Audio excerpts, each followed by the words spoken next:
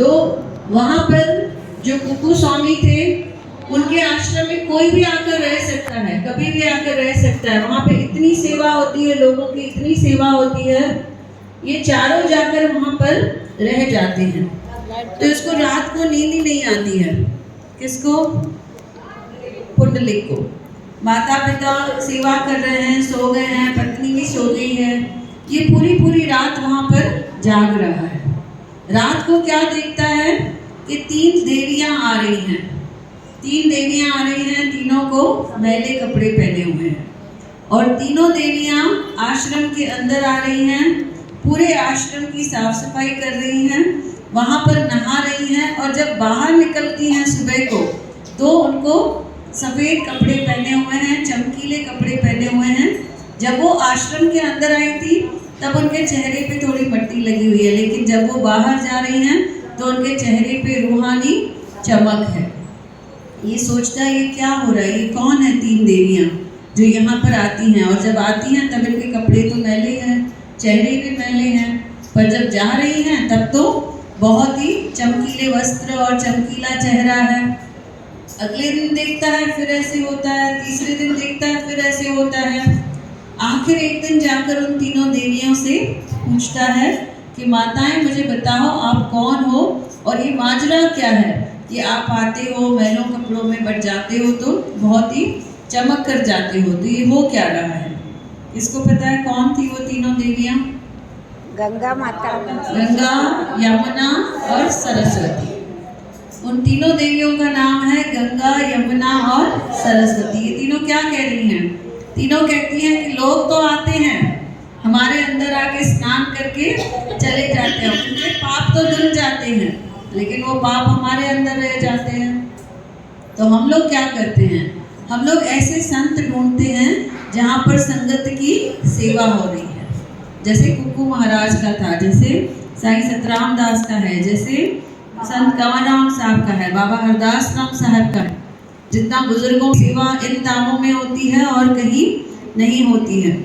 तो हम ऐसे धाम ढूंढते हैं, हम ऐसे मंदिर ढूंढते हैं, और जब हम इस मंदिर में जाते हैं मैले कपड़े पहनकर, मैला चेहरा लेकर, हम जब इस आश्रम को साफ करते हैं और नहाते हैं तो हमारी पूरी मैल वहाँ पे धुल जाती है।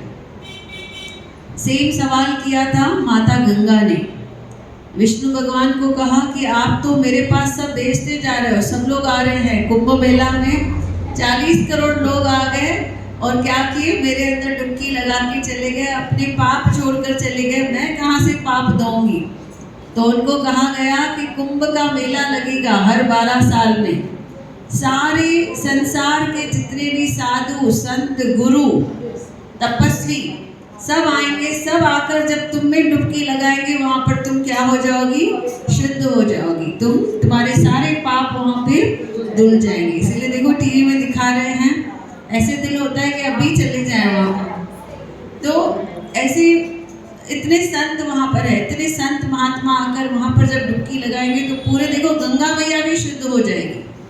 तो हम पहले गंगा मैया में जाएं, फिर संत वहाँ पर आए, फिर पाप धुले। इससे अच्छा हम डायरेक्ट किससे कनेक्ट हो जाएं? संतों से कनेक्ट हो जाएं तो संत क्या कर देंगे? हमारे पाप पूरे धो देंगे। अभी जितनी देर हम यहाँ पर बैठे हैं क्या हो रहा है?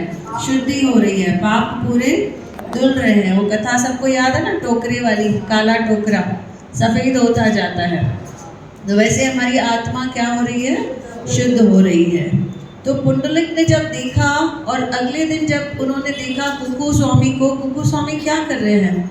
कुकू स्वामी सिर्फ अपने माता पिता की सेवा कर रहे हैं, किसी भगवान की सेवा नहीं कर रहे हैं। वो सिर्फ अपने माता पिता की और मंदिर में जितने बुजुर्ग हैं उनकी सेवा कर रहे हैं। उनको टाइम पर खाना देना, उनके हाथ पांव दबाना, उनको दवाइयाँ देना, वो सब कर रहे हैं। उस दिन उसकी पुंडलिक की आँखें खुल गई। दोनों माता पिता से जाके उसने माफ़ी मांगी कि आज के बाद मैं आपके साथ निरादर नहीं करूँगा, बुरा व्यवहार नहीं करूँगा, आज से मैं आप दोनों की सेवा करूँगा। और बराबर उनको घर लेकर आया, घर आकर उनकी बहुत सेवा की। पत्नी से भी कहा कि आज से तुम्हें भी क्या करना है? माता पिता की सेवा करनी है। पूरे गांव में चर्चा हो गई कि पुंडलिक अभी क्या हो गया है? चेंज हो गया है। तो देखो जब हम अच्छी जगहों पे जाएंगे तो वहाँ से हम अच्छे होके आएंगे। पर अगर हम खराब जगह पर जाएंगे जहाँ पर जुआ हो रही है, झूठ बोला जा रहा है, दारू चल रहा है ना, यहाँ किसी की बेइज्जती हो रही है, ऐसी जगहों पे जाएंगे तो हम वो एनर्जी घर पर लेकर आएंगे। पुटलुक एक अच्छे स्थान पर भगवान ने उसको भेजा, उसकी पूरी लाइफ ही क्या हो गई, चेंज हो गई। इसीलिए बच्चों को जब लेकर जाते हो घुमाने, पहला प्रेफरेंस दो कि उनको तीर्थ स्थान पर लेकर जाना है। फिर ये सब जो है एसएल वर्ल्ड ये वो सब बाद में, पर पहले उनको आदत डालो कि अच्छे स्थानों की अच्छी एनर्जी वो अपने साथ लेकर आए, सत्संग पर लेकर आओ ताकि वो सुने।